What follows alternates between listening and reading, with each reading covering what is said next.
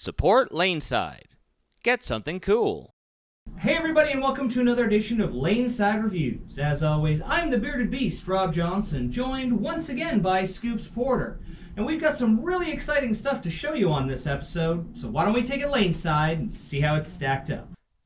All right, guys, welcome back. As always, we're joined by our speed dominant player, Wayne Porter. Yeah, he's balling on that easy house shot. Now, we are looking at Radical's new Payback, the unusual pearl benchmark ball. Yeah. It's got the AI 27 Pearl Plus cover stock. Now, this is kind of like a furry version of what we saw in like the Intel and the bonus pearl. Yeah. It doesn't feel like a pearl. No. And it's got, they say on the website, symmetric core. Yeah. But it's a smaller version of that's been stretched, right? Of Yes. like what the Intel was. There was a really good video that Radical put out kind of describing the difference in the core. Yes. Yeah. And, you know, it has to do with the height versus the width. Yeah. And while this looks very similar to what we saw in the Intel and the bonus, it has a little bit higher differential in it at 0.40. This is almost like a phase 2. Yeah. A little bit. It's like a benchmark plus. Yeah. And it does not look pearl. It says it's pearl, but Yep. it definitely, when you look at it, it like you said, it's fuzzy. It doesn't really feel pearl, and it doesn't have the reaction of a pearl because I didn't know it was a pearl. Yeah. So Now, very unusual. This is finished at 500, 1,000, 1,500. Yeah. No compound, no polish or anything. Wow, you see that one hooked. Yeah. So when it sees some friction, it's gonna hook. Yeah. Now, with this higher RG core, we've seen a little bit more higher RG stuff lately. Yeah. These cores don't tend to spin up as fast. Yeah. Which means you can really lay on the surface. Yeah. And they're not going to slow down, so that it gives you a little bit wider range between your speed dominant up to your rev dominant players. Yeah. Where that ball's not going to just read at your feet. Exactly. And so a lot of this is because tournament season's coming up, and you know, guys are getting ready for that stuff. So this is kind of where they're aiming at this part in their bags and stuff like that. So you can see that Wayne here we call him speed dominant. We always remind people it's because he's rev challenged, not because he throws it fast. Yeah.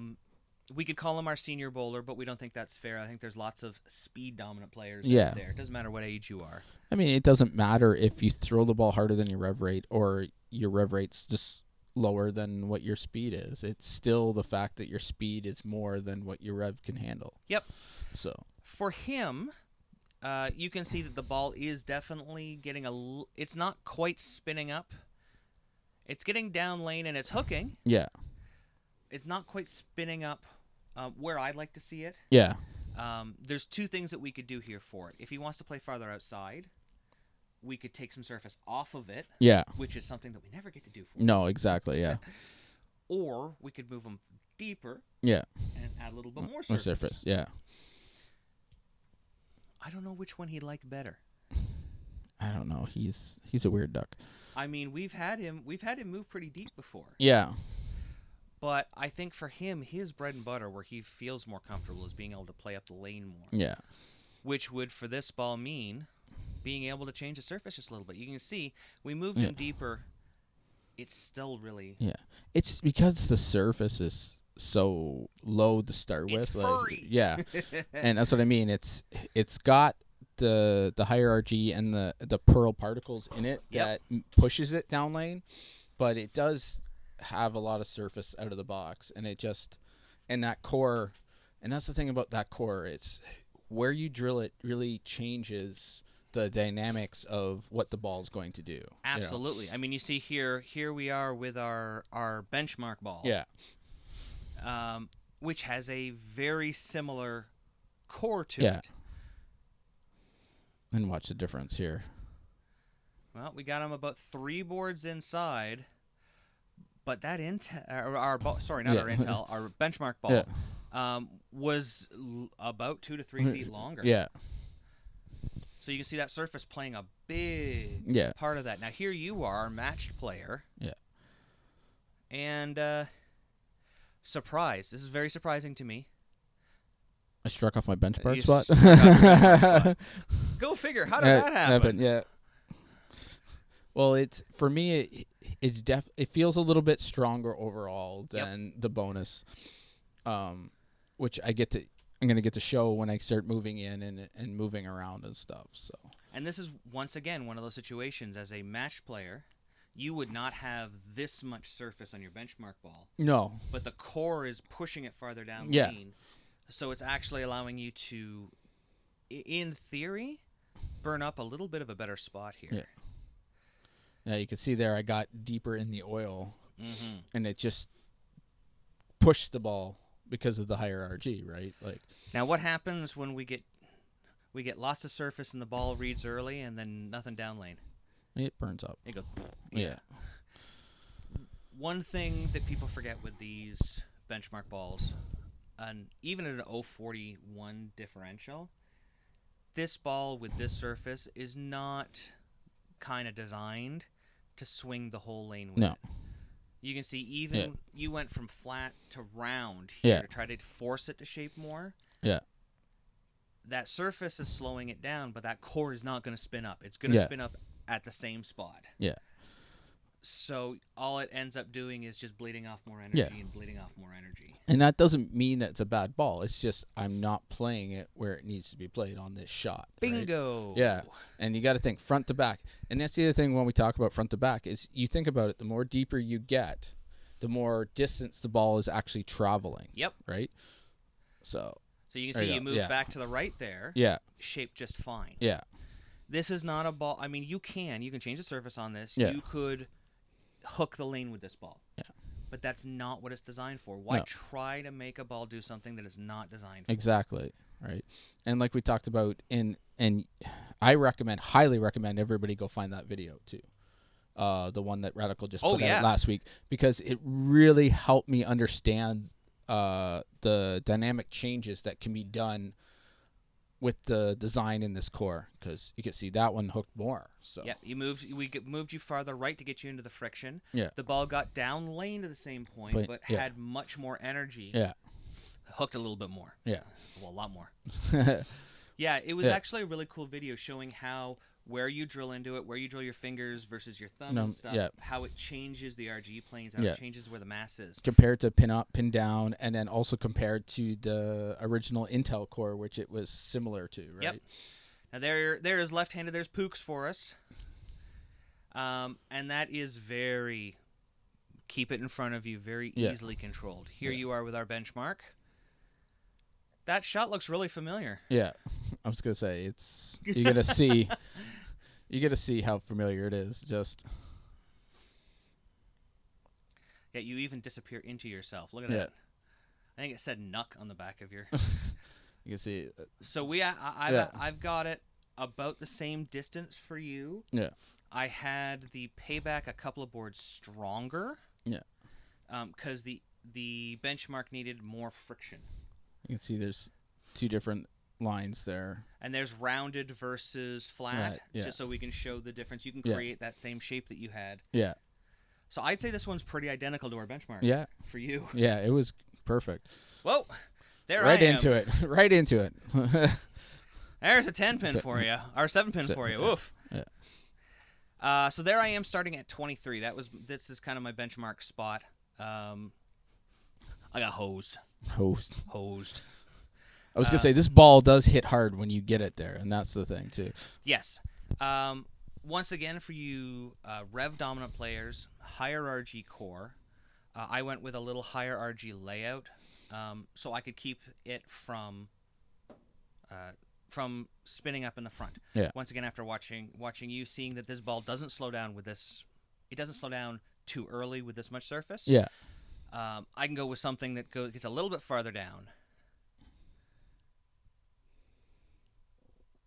Oh, nice. I like that. Was good, yeah. I made a 2-board move there. I'm still really flat with it.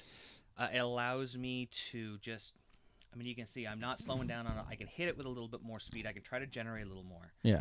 and let it get down lane. It's going to get to my hook point. It's not going to hook early, no matter how much surface we put on it. Well, and that's the thing with this ball. It seems to be that you can play it naturally. Yes. Right? Just your natural swing and let her go. You don't really have to trick it out on the fresh or anything like that. And I could just see the playability of this is going to be huge, because as the lane breaks down open where everybody else is playing inside, when you get into somebody else's track and stuff, it's not going to affect it as much, for sure. Here I am. I made a 3-2 move. Wow. Yep. That was pretty inside. Yeah. One of those benefits of a higher RG ball, because it didn't lose all that energy down lane. We saw this in the Infamous from Hammer as well. When you get it inside, it has that energy. When it sees it down lane, it isn't just hitting like a dead fish. Yeah, it retains its kinetic energy to blow the pocket apart. I'm trying to be technical. Ooh. Now, the unfortunate part here is if I keep moving, as we saw with Nick, our matched bowler, and as we saw with Wayne, our speed dominant player, the deeper I get, it's just not going to have that energy. You can see I got it out into the friction. Yeah. It starts to slow down. It just doesn't have that flair to get back. Well, and that's the thing. It's like we said, it wants to travel down. Yep. And then because you're traveling down and covering more distance, you're still in the oil when it hits that spot where the core starts tilting, right? And so it just doesn't quite make it back. So I think this is the point at which I make a move back to 25. Obviously, going deeper isn't going to make the ball at this point look any better. Yeah. We know it's not going to make it back. So I'm going to move back to the right here just so that we can kind of show off the range where it should be, where it looks best. Oh, no, sorry. That's the next shot. That was me trying to round it, trying to round around it, yeah. shape it. And you could see that it went down and delayed it that much more, and it just didn't have the space to make the complete shape. In this case, getting around it rather than creating more shape by itself, it's forcing it down lane another couple of feet. And that's what it is. And it's great when you have that defined friction point. Yeah. We've said this before, the higher RG balls tend to look better in the rev dominant players' hands on house shots. And for our sports shots and house shots, our matched players eat these higher RG balls alive. You can see that was better. Yep. Oh, again hosed. That was like an atomic messenger. Were you coming around the side of that one? Yeah. I tried to shape that one yeah. Same thing. So here we are. Here's left-handed. There you go. And you can see that label doesn't come over. Yeah. You can kind of see as the core changes, that label would pin to the other side. Yeah. And it really stays very stable. It's in a very stable position.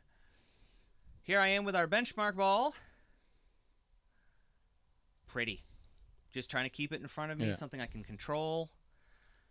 Now there is about a 4-point difference in RG with these. And you can see... Yeah, you can see it. About 3 to 4 boards. I think it's even about everybody. Thanks for watching. Don't forget to like and subscribe and turn on notifications so you never miss a show. So until next time, guys, we'll see you laneside.